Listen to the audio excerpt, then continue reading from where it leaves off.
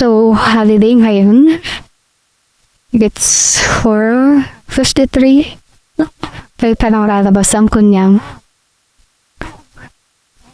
Ang mainit magstay sa bahay, kaya lalabas mo na.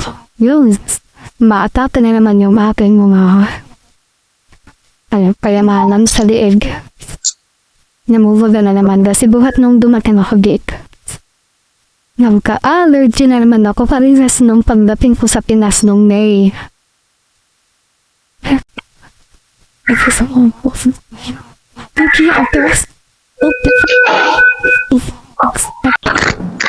Naglilibang gizang wala tayo sa labas. Kasi sobrang init. Buki pa dito sa labas at malamig. Ito yung pathway namin papunta sa labas. Umaatake kasi yung aking allergy sa pag-ako pinagpapawisan. Kaya siguro labi siyang kahit may pinapahid akong ointment, dadalhin siya. Tapos kapag dry na siya, at pinagpawisan na naman ako, yun, atake na naman siya. Sa mayon, maayos na siya. Magaling na ulit siya. Tapos ngayon ay medyo mainit ang panahon. So, sa mag-move ako dun sa kwarto ko na sobrang init kasi hindi tapos pwede naglukas ang aircon. I'm not allowed. So, ito na yung aming main door. Ayan ang view dito sa labas namin. Mag-aalsin ko lahat. Pero sobra pa din ang init. Ayan yung mga nagkakaasam building. Yes. Ayan yung building namin. Ito yung base namin. Ito yung bridge. Alam niyo guys, dito sa Hong Kong, kahit umulan at puminit at kahit tumabas ka ng walang dalang payong, hindi ka maiinitan at hindi ka rin habawasa. Kasi yung bawat dito, mga building na nakapunit ka sa mga mall na malapit, puro sila may TGEs ang goods. Ayan. Andito na ako sa mall. Luhas.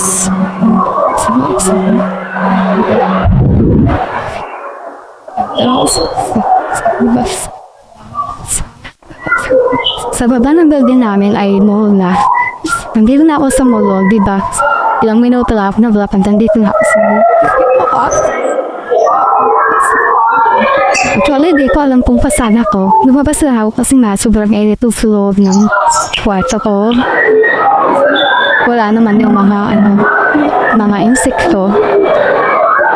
Pagod din sila mamalasa nila tapos kung wala naman sila, ay sarado din man ang mga aircon. Buti kung nandun sila, bukas yung aircon sa sala, binuksan ko din yung aking kwarto para makasabap ng ang plano ko, punta sana ako ng chumpan ko. Pero, mainit-init pa. Tapos, nakakatamad lumabas. Ngayon kasi ayan, rainy season. Maraming niknik. Ang daming lamok-lamok din sa labas. Kung kailan pa naman tayo tumanda, naging sensitive yung ating mga skincare. Konting tadak lang. Ano na, lalala na yun, magiging sugat na yun. Kasi, iba pa naman ako. Pag ako'y nagkamot, hindi ko yung titigilan hanggat hindi dumugo. So, konting control na lang kasi mahal magpa-check up dito. Kala magpa-check up ako pagdating dito ng allergy ko dito. Worth $380 na. Tapos yung medication, worth 60 lang. mas mahal yung pa-check up kaysa dun sa gamot ko. Ay hindi mo naman mabibili yung gamot sa labas. Kasi bumili na ako ng parang kumbaga self-medication na pumulunga. Kung alin yung pinakita ko yung resita ko. Tapos, hindi naman naturally parehas yung gamot. Bibigyan ako ng mga ibang generic. Pero hindi siya ganun ka-effective. Kaya, mga almost 5 days na siguro bago ako nag-check up, nirestahan ako. At yun na, gumaling agad after 2 days. Kaya hindi mo rin naman mabibili sa labas yung mga gamot na binibili ng doktor. Makakabili ka man sa labas, hindi na siya kasing original, hindi na siya kasing effective ng bigay ng doktor. Kaya, kailangan self-care. Pag hindi tayo nag-self-care, ay matsaya tayo sa 380.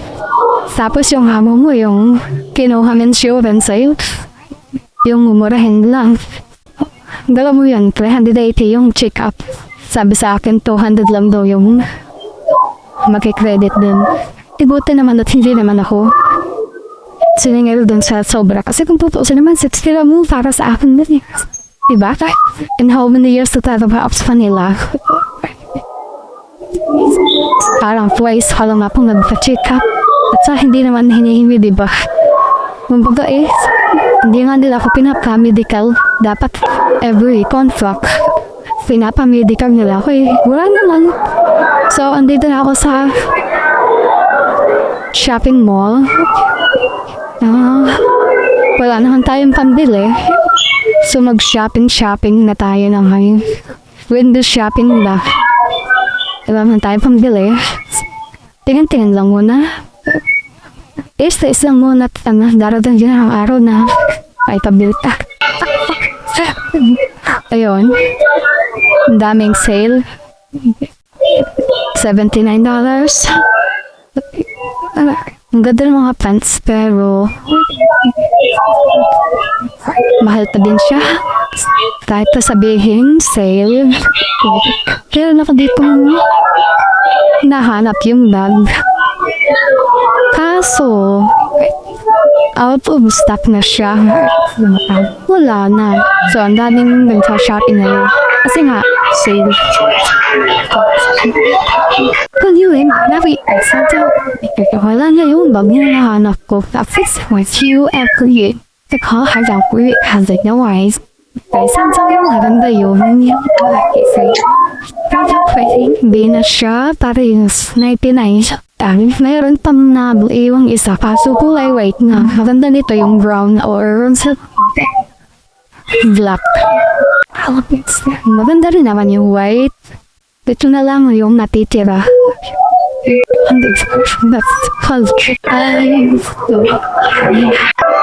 Maganda rin naman ito.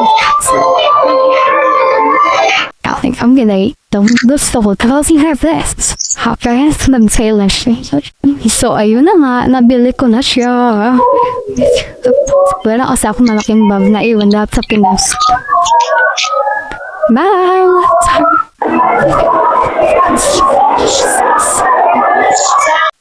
Hi guys! Ito nga pala yung view dito sa lugar ko. Luhas Park. Yan ang nagtataas ang building. Yep. Yan, may bagong ginagawa dito. Dati nakikita yung tatat dito narangan ng building mo. Ayan, nandyan banda yung mall. Tapos, nakikita yung Chungkano. Ayun yung building namin. So, may pababa dito.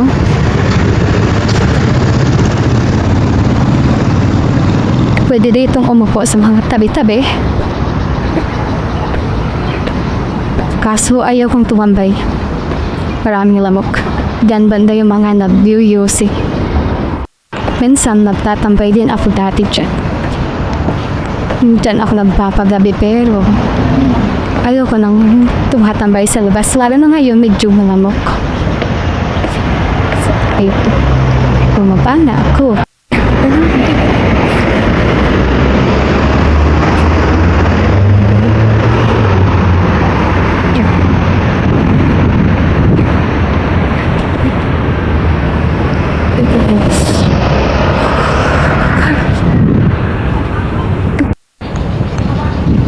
lakad-lakad lang tayo para malibang.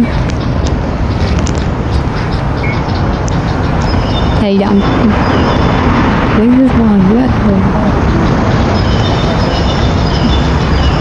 Mga nakatambay sila dito.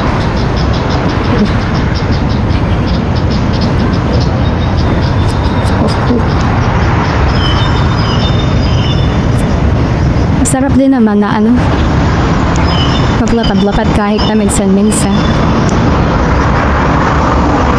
Ayaw ko lang dahil matagulan dito sa Hong Kong ngayon. Naglalabasan yung mga nik-nik na sobrang sasakit mga gat. Tapos yung pantal niya ang hirap. Ang hirap damhin. Sobrang kape. May damdamin din akong bisap-saptan. Charot. Ito, mall ito. Tapos nandiyan banda yung building ko. Pero, wala ditong daanan. Kailangan umakyat ulit doon sa pinanggalingan ko, doon ang daan. Kasi dito sa Hong Kong, hindi basta-basta tatawid ka naman. Hindi sa tamang tawiran. Ma-DJ walking ka. Magbabayad ka ng 5,000 Hong Kong dollars, which is equivalent to almost kulang-kulang na 30,000.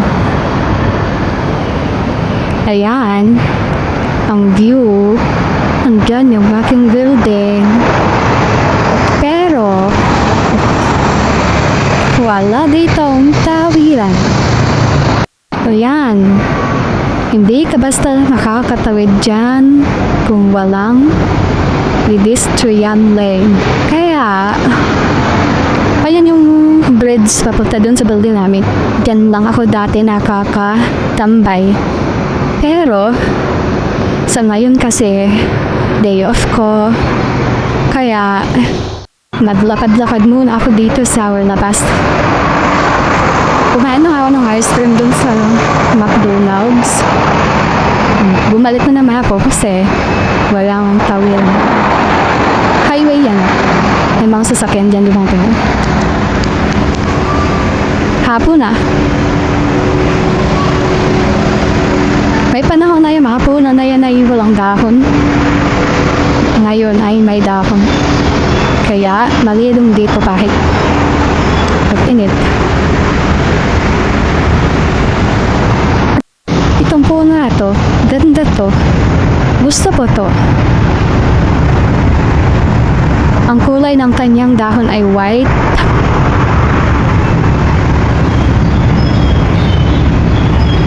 Mayroon tayong ganitong halaman sa atin.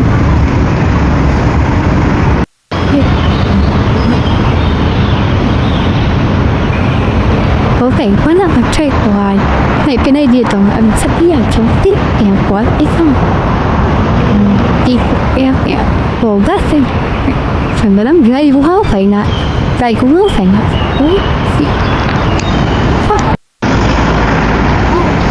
Then ako galing kanina.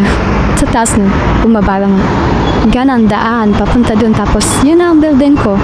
Kaya, ang mangyayari, babalik ulit ako sa pinanggalingan ko. Diba? Hindi dito tulad sa Pinas na kung saan-saan ka nalang tumatawid. Kira sa mga kawang nila, so, nakasap ka. Basta. Sasabi ko ha. Hindi na ako dadaan dun sa dito na ang lusot ko.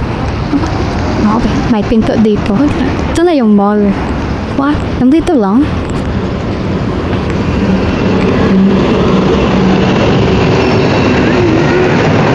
Dito na ako sa loob ng mall.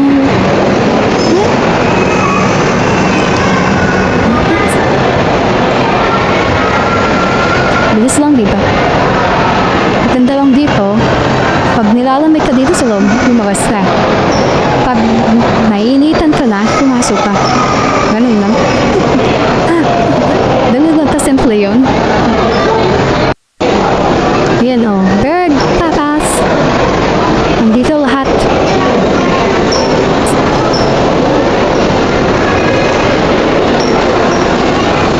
Andyan yung Tommy Yummy. Chinese restaurant yan, no? Tingnan nyo. Laging puno yun. Masarap siguro yung pagkain dyan. Iwan ko lang. Hindi ko pa na-experience kasi super gold ang kanyang price.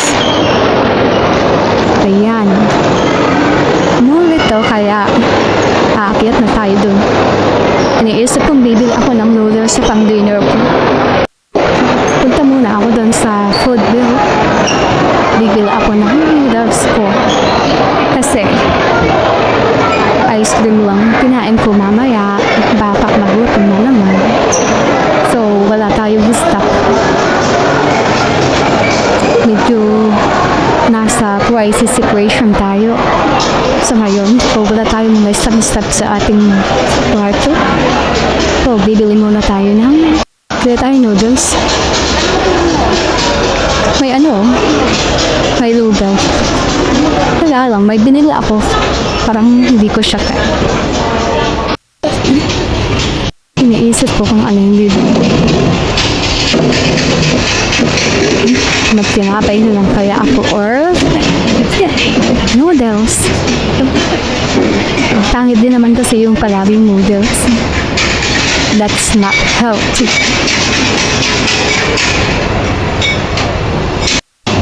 May masarap ditong noodles. May binibili ako dati. Kaya tamad akong kumain sa ngayon. Pero I'm not sure kung mamaya ay gugutumin ako. Kita ko sa food bill. So ayun na nga, tinatamad akong bibili ng noodles. Ito na lang yung kakain sa mamaya. Lubat. Okay na ito.